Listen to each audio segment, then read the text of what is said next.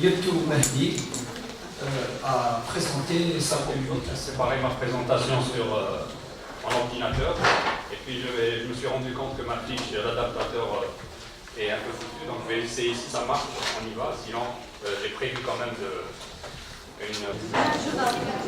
Donc je me présente, c'est Mendy Yetou, je suis PDG de IA Technologies, une compagnie qui se spécialise dans les nouvelles technologies, les plateformes numériques et mobiles appliquées aux services. Donc aujourd'hui, on va parler d'entrepreneuriat, d'innovation numérique en Algérie et l'approche de notre société dans ce domaine. Donc d'abord, une question, qu'est-ce que l'entrepreneur? Qu'est-ce qu'un entrepreneur? Et j'imagine qu'à l'INSIM, vous avez déjà cette définition. Qu'est-ce que j'ai fait? J'ai regardé sur Internet, j'ai essayé de regrouper quelques définitions que j'ai trouvées intéressantes. Donc on peut les revoir un petit peu rapidement, comme ça. Donc un entrepreneur, c'est un individu qui a le courage de concrétiser ses rêves, d'ignorer les risques, d'utiliser son plein potentiel de créativité pour innover. On trouve une autre définition. Bon, un entrepreneur, c'est quelqu'un qui voit des possibilités et des solutions là où les autres voient des problèmes, des obstacles, des blocages, etc. Donc, et il profite de ces opportunités pour aller de l'avant. Un entrepreneur, c'est une personne qui initie le changement pour mieux vivre. Il n'accepte pas la situation telle qu'elle. D'accord? Il n'accepte pas, il veut changer. Il n'accepte pas le statu quo. C'est ça un entrepreneur. Donc un entrepreneur, c'est un optimiste qui a cette confiance en soi. Et il croit en lui-même. Un entrepreneur donc, préfère peut-être foncer dans le tas sans trop réfléchir par rapport aux difficultés, aux risques, etc. Il fait quand même une certaine analyse, mais il ne prend pas tout son temps, il ne tarde pas dans cette analyse et il fonce. Donc c'est un bagarreur qui va défendre bec et ongle son produit, son idée, son service qu'il propose. Donc, et j'aime aussi cette dernière définition, il poursuit une opportunité au-delà des ressources qu'il peut contrôler. C'est-à-dire même si j'ai des ressources, je ne sais pas si ça va être suffisant pour arriver au résultat, mais quand même je vais de l'avant et j'essaye de réaliser mon idée, mon rêve, etc. J'ai choisi quelques images comme ça sur le net de personnalités connues que je considère comme des entrepreneurs. Donc on peut les revoir rapidement. Donc j'imagine que tout le monde les connaît. Donc sur la figure numéro 1, donc on voit Emine Abdelkader, qui est dans son domaine aussi un entrepreneur. Pourquoi? Parce que donc il a utilisé la stratégie militaire. Malgré la situation de conflit, de difficulté face à un adversaire beaucoup plus puissant, même si ses moyens étaient relativement réduits, il a quand même essayé d'aller de l'avant et de réaliser ses rêves. Sur la deuxième image, j'imagine que ce n'est pas la peine de la présenter ici, n'est-ce pas? Tout le monde la connaît, j'imagine. C'est Leila Fatma Soumel. C'est aussi une femme qui a beaucoup de courage, qui a essayé de changer le monde, changer l'environnement autour d'elle, même si ses moyens étaient réduits. Même si c'est impossible de vaincre l'armée française avec quelques pistolets peut-être, mais quand même, elle est allée de l'avant pour essayer de changer la situation. Elle n'acceptait pas la situation qui régnait sur place et elle a essayé de changer ça. On a des nouvelles technologies mobiles et numériques, donc des plateformes pour améliorer les services quotidiens du citoyen. Donc ça permet ainsi d'améliorer le quotidien du citoyen, mais aussi d'améliorer son niveau de vie et surtout infuser et diffuser ces valeurs sociales dans la société. En même temps, ça peut développer un écosystème, parce que l'écosystème est fait par plusieurs entrepreneurs en réalité. Des entrepreneurs qui réussissent et qui créent cet écosystème-là. Mais pratiquement, comment on veut contribuer à tout cela.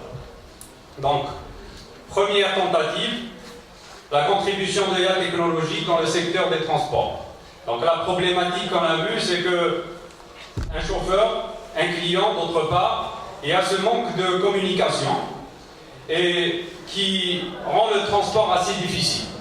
Donc manque de disponibilité, manque d'accessibilité pour le client et généralement c'est un service de médiocre, de qualité médiocre.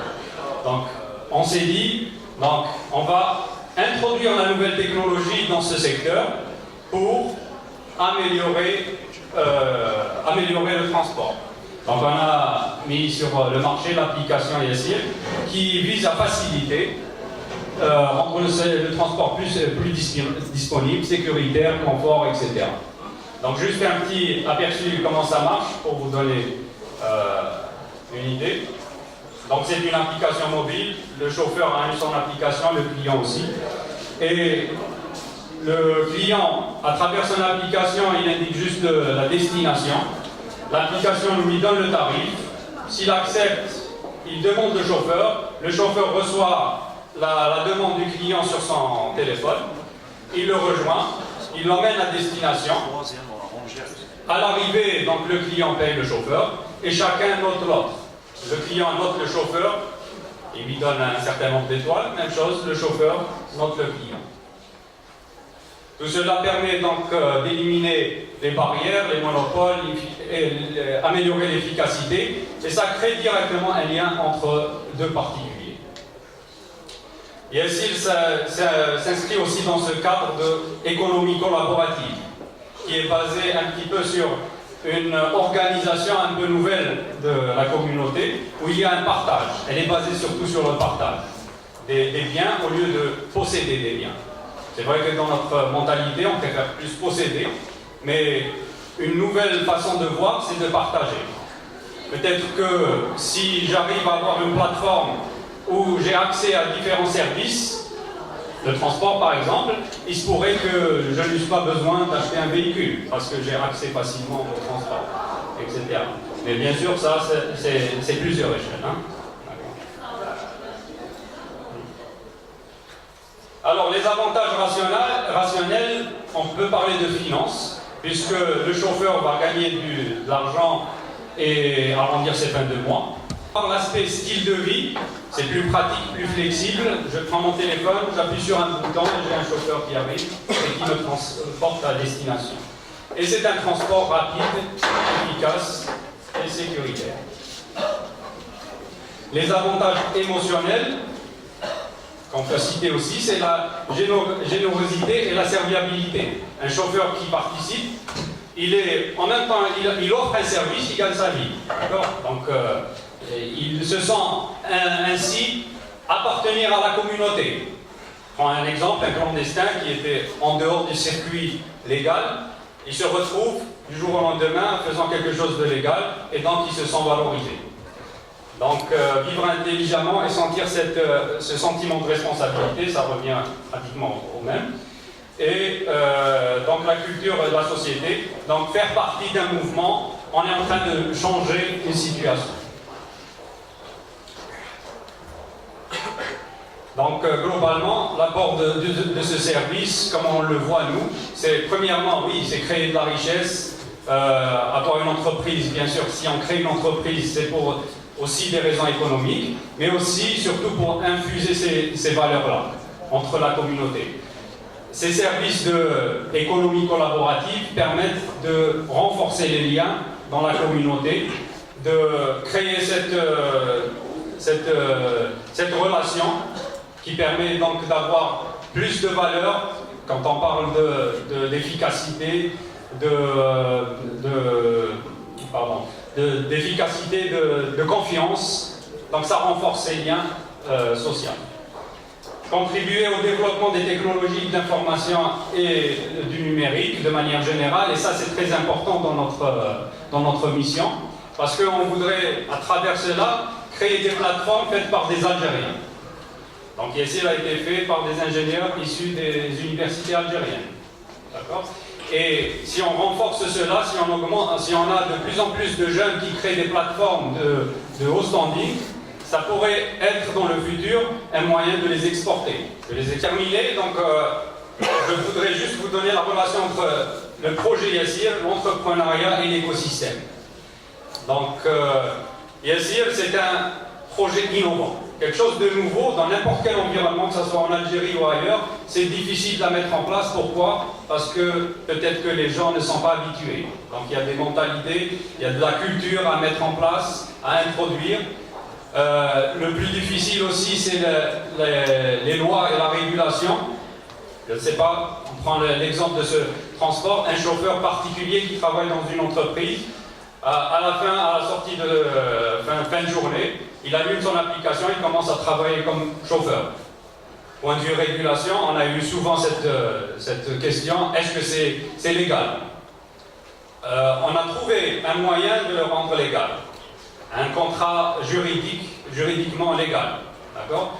Mais si on était resté en 2016 à réfléchir, est-ce que je le fais, il faut changer la réglementation, il faut changer telle chose pour commencer, on n'aurait jamais commencé, d'accord? Donc on s'est lancé, on a essayé de commencer avec les taxis qui n'ont pas accepté de travailler avec nous, alors on s'est retourné vers le particulier a trouvé ça une opportunité intéressante, il a commencé à travailler avec nous, mais ça ne veut pas dire qu'on est, entre guillemets, dehors la loi, mais on essaie de travailler avec le gouvernement et on est en proche collaboration avec le ministère du Travail et le ministère des Transports, etc., pour trouver un cadre juridique qui soit réglementé. Le cadre pour l'instant est légal, il y a un contrat de partenariat légal, mais pour qu'il soit réglementé, comment ce particulier paye ses impôts, pour l'instant on paye à sa place.